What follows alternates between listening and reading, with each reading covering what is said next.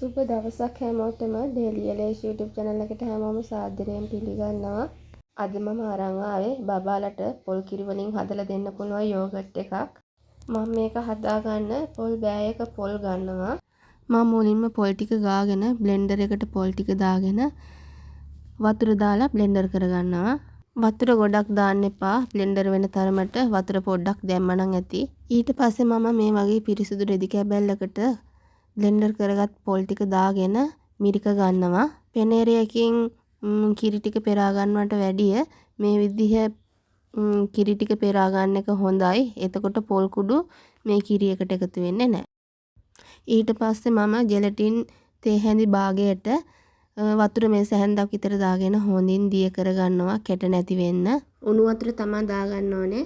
දැන් මම පෙරාගත්ත පොල් කිරි ටික ලිපේ තියා ගන්නවා. හොඳින් මේ වගේ හැඳි ගන්න ඕන කැටි නැති වෙන්න.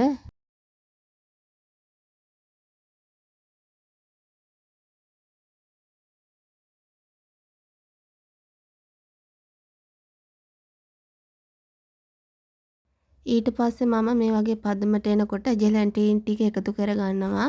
මේ වගේ හොඳට පොල් කිරියකට කලවම් කරගන්න ඕන ජෙලටින් එක.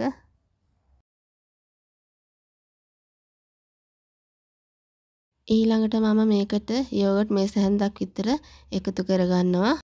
මේ වගේ පදමට එනකොට මම මේක ලිපෙන් බා ගන්නවා. ඊට පස්සේ මේ වගේ කප් එකකට දාගෙන පියනකින් වහ ගන්නවා.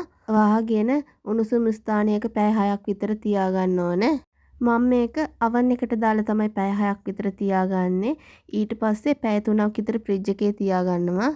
මම එක කප් එකකට වගේ තමයි යෝගට් ටික හදාගත්තේ.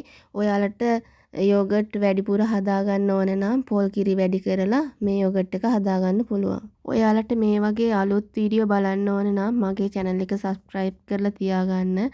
ඒ වගේම තව කෙනෙක්ට බලන්න share කරන්න. ගිහින් එන්න සුබ දවසක් හැමෝටම.